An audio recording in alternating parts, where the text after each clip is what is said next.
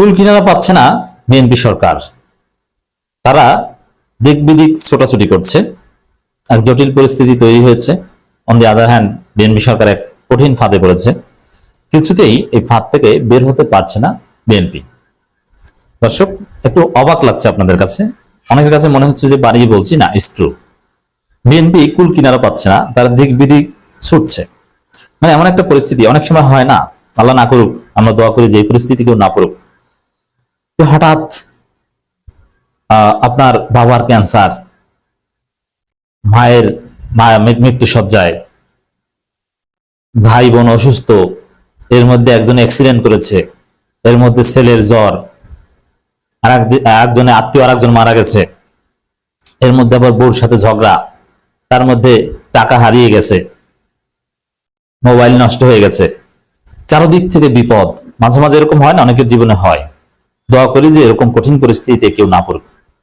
তখন কি করবে বুঝতে পারে না, দিক বিদিক ছোটে, যে বাবার পাশে বসবে না মায়ের পাশে বসবে, না অসুস্থ সন্তানের সেবা করবে, না বউর সাথে ঝগড়া করবে, না মোবাইল ঠিক করতে যাবে, না টাকা ইনকাম করতে যাবে, না শ্বশুর বাড়ির একজন মারা গেছে তার ওইখানে জানাজা যাবে, বুঝতে পারছে না।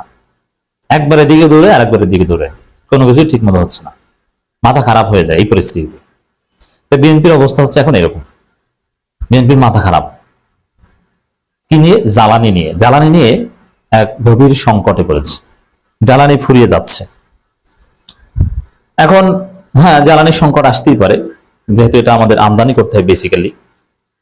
এখন যুদ্ধ পরিস্থিতি বা কোনো একটা ঘটনা ঘটলে সংকট হতেই পারে, কিন্তু বিএনপি এখানে স্পেশাল সংকটে কেন বলছে? হাসিনার আমলেও তো আর বড় বড় এরকম অঘটন ঘটেছে, কিন্তু হাসিনা এতটা চিন্তিত হয়নি। কেন হয়নি? অনেক হিসাব আছে। একদিকে হাসিনার সাথে ভারত সরকারের কিন্তু পাইপলাইন ছিল, সেই পাইপলাইনের মাধ্যমে খুব সহজে হাসিনা একদম কঠিন পরিস্থিতিতে প্রচুর জ্বালানি আমদানি করতে পারত। সরাসরি পাইপলাইন রেডি, ওই পাইপের মধ্যে ঢুকিয়ে দিত, আসতো, জরুরি পরিস্থিতি মোকাবেলা করতে পারত। এখন বিএনপি সরকারকে ভারত এত দেয় না দেয় বলা যায় না, এই জন্য আবার যুক্তরাষ্ট্র থেকে বা ওই পশ্চিমা দেশ ওদিক থেকে আসবে, দেখেন নাই বলে একবার জ্বালানি মন্ত্রী দৌড়ে যুক্তরাষ্ট্রের কাছে যান যে আমাদেরকে জ্বালানি দেন। হ্যাঁ, যুক্তরাষ্ট্র দেবী কি হবে? যুক্তরাষ্ট্র যে পথে পাঠাবে ওই রাস্তাইতে বন্ধ। আর যুক্তরাষ্ট্রের প্রত্যেক দিন বিলিয়ন ডলারের উপরে খরচ হচ্ছে ইরান যুদ্ধে। তাদের মাথা খারাপ, তারা কাকে কি জ্বালানি দিবে? যুক্তরাষ্ট্রের কাছে জ্বালানি চেয়ে কোনো খবর নাই। এরপরে অর্থমন্ত্রী দৌড়ে গেলেন ভারতের কাছে যে আমাদেরকে জ্বালানি দাও। এখন হাসিনা হলে চোখ বুঝে ভারত দিয়ে দিত, এখন বিএনপি ভারত চোখ বুঝে দেয় কিনা সন্দেহ আছে। এখন পর্যন্ত কোনো রেসপন্স পাওয়া যায়নি। আর একজনে আবার চীনের কাছে চেয়েছে যে চীন আমাদেরকে দেন। এখন দেখেন, বাংলাদেশকে এই পরিস্থিতি থেকে আন্তরিকভাবে উদ্ধার করতে পারে শুধু চীন। চীনের সক্ষমতা, ভারত দেবে না, ভারত নিজেরও ঝামেলা আছে। আর হাসিনা হলে আর অনেক বড় বড় কিছুর বিনিময়ে হয়তো বা সাময়িক সময়ের জন্য দিত, কিন্তু এই পরিস্থিতিতে একমাত্র চীন পারে বাংলাদেশকে উদ্ধার করতে। কিন্তু সমস্যা হচ্ছে যে চীন দিবে কেন? চীনকে তো ধৈর্য বানিয়ে রেখেছে বিএনপি সরকার। যুক্তরাষ্ট্র ভারত যা বলেছে তাদের সমস্ত স্ট্র্যাটেজিক ইন্টারেস্ট সবকিছু সার্ভ করতে বিএনপি সরকার কমিটেড। গোপন মিটিং এ ঐক্যবদ্ধ হয়েছে, যুক্তরাষ্ট্রের সাথে চুক্তি করেছে, কার্যত গোপন চুক্তি। যুক্তরাষ্ট্রের সাথে যে গোপন বাণিজ্য চুক্তি, যেটা তারেক রহমান এবং ইউনূস নির্বাচনের 3 দিন আগে করেছেন, ওতে চীনের স্বার্থ পুরোপুরি ভাবে লঙ্ঘিত হয়েছে। চীনকে বাংলাদেশকে ধ্বংস বানিয়ে রাখা হয়েছে। সেই চীনের কাছে এখন সহায়তা চাইলে দিয়ে দিবে না? আপনি ব্যালেন্স করতেন চীন যুক্তরাষ্ট্র, এই যে যুক্তরাষ্ট্রের সাথে গোপন চুক্তি করে ক্ষমতায় আসা, এই জন্য চীন এখন আপনাকে ওইভাবে সিরিয়াসলি সহযোগিতা করবে না। চীনের স্ট্র্যাটেজিক সিগনিফিকেন্স বাংলাদেশে নাই করে দেওয়া হয়েছে। ভারত এবং যুক্তরাষ্ট্রের হেজিমনি যদি বাংলাদেশে জোরালোভাবে থাকে, তাহলে চীনেরটা অটোমেটিক্যালি নাই হয়ে যায়। হাসিনা এক্ষেত্রে সফল ছিল। হাসিনা ভারত এবং চীনকে এক নৌকায় নিয়ে চলতে পেরেছে, দীর্ঘদিন এক নৌকায় নিয়ে চলেছে। ভারতের কাছ থেকেও পেয়েছে, চীনের কাছ থেকেও পেয়েছে। চীনের কাছ থেকেও সাবমেরিন কিনেছে এবং সমুদ্রে চীনের প্রেজেন্স ছিল, স্ট্র্যাটেজিক প্রেজেন্স ছিল। চিকেন নেক বা তার আশেপাশে, বিশেষ করে তিস্তা প্রজেক্ট চীনকে দেওয়ার কথা বলেছিল, চীন সার্ভে করেছিল, অনেক কিছুই চীনকে দিয়েছিল। চীনের একটা স্ট্র্যাটেজিক প্রেজেন্স ছিল বাংলাদেশে, কিন্তু এবং ভারতের তো ছিলই, ব্যালেন্স করতে পেরেছিল। যুক্তরাষ্ট্রকে কিন্তু হাসিনা ওইভাবে তেমন কিছু দেয়নি। ঠিক আছে, যুক্তরাষ্ট্রকে ভারতের মাধ্যমে ম্যানেজ করেছে, হাসিনা তেমন কিছু দেয়নি, কিন্তু বিএনপি যুক্তরাষ্ট্রের সাথে অলরেডি গোপন চুক্তি করে ফেলেছে, গোলামি চুক্তি করে ফেলেছে কার্যত। আর ভারতের সাথেও আছে চুক্তিতে, সব আছে, কিন্তু নাই চীন। তো এখন চীন আপনাকে দেবে কেন?